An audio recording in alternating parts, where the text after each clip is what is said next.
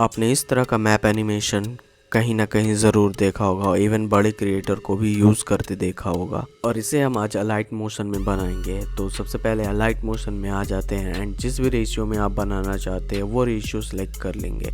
और इसे बनाने के लिए आपको मैप की ज़रूरत पड़ेगी। तो सबसे पहले मैं मैप डाउनलोड कर लेता हूँ एंड डाउनलोड करने के बाद आप जिस भी कंट्री को एनिमेट करना चाहते हो तो उसका स्क्रीनशॉट ले लेना है। मैंने यहाँ पे इंडिया का लिया है एंड इसे लाइट मोशन में ला करके एडजस्ट कर लेते हैं।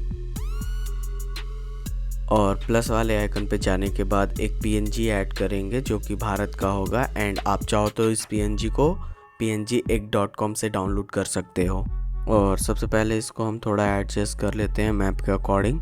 एंड एडजस्टमेंट के बाद अगर आपको समझ में नहीं आया कि ये सही से एडजस्ट हुआ है या नहीं, तो उसके लिए सबसे पहले आपको इफ़ेक्ट में आ जाना है एंड कॉन्ट्योर लाइन करके एक इफ़ेक्ट होगा, उसको लगा लेना है एंड आउटसेट को 0 कर लेंगे एंड कलर को वाइट कर लेंगे एंड फिर जाना है अल्फ़ा में फिल को भी 0 कर लें। और आप चाहो तो अपने अकॉर्डिंग इसके विड्थ को भी सेट कर सकते हो एंड सेट करने के बाद हम इसे वापस एडजस्ट कर लेंगे एंड परफेक्टली एडजस्ट करने के बाद इसमें एक इफ़ेक्ट लगाएंगे जिसका नाम है रेडियल वाइप और उसको स्टैंडर्ड सेटिंग्स पे लगाएंगे। देन आफ्टर उसको एडजस्ट करेंगे ताकि हमें वो एनिमेशन देखने को मिल जाए। सो इसके प्रोग्रेस को हम पहले 360 डिग्री कर लेंगे एंड इसके स्टार्टिंग पॉइंट पे एक की फ्रेम लगाना है एंड इसके एंडिंग पॉइंट पे की फ्रेम लगा के इसको वापस से 0 डिग्री पे सेट कर देंगे। और मैंने इसका ड्यूरेशन ज़्यादा नहीं रखा है क्योंकि मैं तुम्हें सिखा रहा हूँ। इसे चाहो तो तुम अपने अकॉर्डिंग भी सेट कर सकते हो। और इस पीएनजी फॉर्म को हम डुप्लिकेट कर लेंगे एंड डुप्लिकेट करने के बाद ये सारे इफ़ेक्ट्स को हटा देंगे, ठीक है। देन इसके बाद हम इसमें ऐड करेंगे सॉलिड कलर एंड इसका कलर आप जो भी रखना चाहो उसके अकॉर्डिंग आप अपने अकॉर्डिंग ही रख लेना। देन कॉन्ट्रास्ट में जा करके इसको ओवरले कर देंगे एंड फिर वापस से एक इफ़ेक्ट ऐड करेंगे जो कि फेड इन फेड आउट होगा। सो इनको आउट को 0 सेकंड पे सेट कर लेंगे एंड इनको 1 सेकंड पे सेट करना है।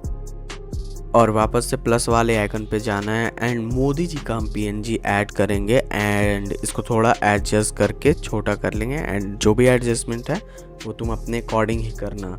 ये नहीं कि जैसा मैं बता रहा हूँ वैसा बिल्कुल करना, हाँ बिल्कुल वैसा ही करना लेकिन एडजस्टमेंट तुम्हारे तरीके से होने चाहिए। और उसके बाद हम एक रेक्टेंगल ऐड करेंगे एंड उसका कलर मैप के कलर जैसा ही रखना है। वापस मूव एंड ट्रांसफॉर्म में जाना है एंड इसे पूरा बड़ा करके मोदी जी को पूरा कवर कर देना है और उनका इतना पार्ट विजिबल रखना, चाहे किसी जो भी कैरेक्टर तुम यूज़ कर रहे हो उसका आधा पार्ट विजिबल रखना ताकि जो तुम क्रिएट कर रहे हो वो वैसा ही क्रिएट हो, ना कि कुछ और क्रिएट हो। और वापस से जिस पे मैंने सॉलिड कलर का इफेक्ट लगाया था उसे डुप्लीकेट कर लेना है एंड उसके रेक्टेंगल वाले शेप के ऊपर लेके जाना है एंड उसको ग्रुप मास्क कर देना है। वापस से मोदी जी वाले पीएनजी पे क्लिक करना है और मूव एंड ट्रांसफॉर्म में जा करके एक स्टार्टिंग पे की फ्रेम लगाना है, एक एंड पे की फ्रेम लगाना है एंड वापस से स्टार्टिंग पे की फ्रेम लगा करके उसे ड्रैग डाउन करना है। और हमें कुछ इस प्रकार का ग्राफ लगा लेना है ताकि वो एनिमेशन देखने में स्मूथ लगे।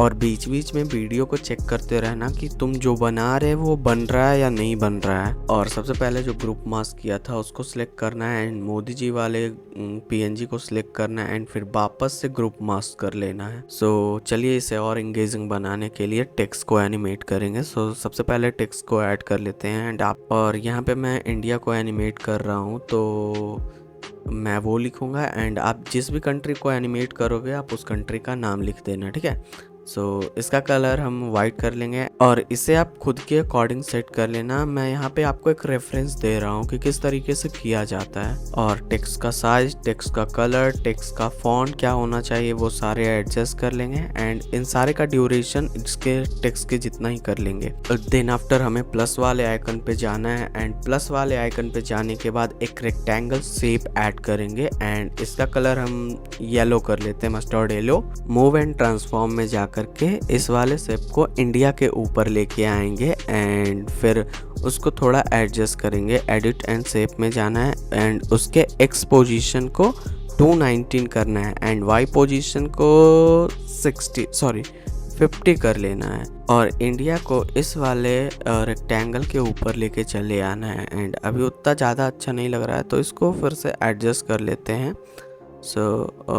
इसके वाई पोजीशन को छेड़ करके हमें 69 कर लेना है एंड एक्स वाले पोजीशन को 187 कर लेना है और रेक्टेंगल के मूव एंड ट्रांसफॉर्म में जा करके इसको सेंटर में कर लेंगे। और अब हमें इन दोनों को एनिमेट करना है तो सबसे पहले इसके एंड पॉइंट पे आ जाएंगे रेक्टेंगल वाले एंड यहाँ पे एक की फ्रेम लगा लेंगे।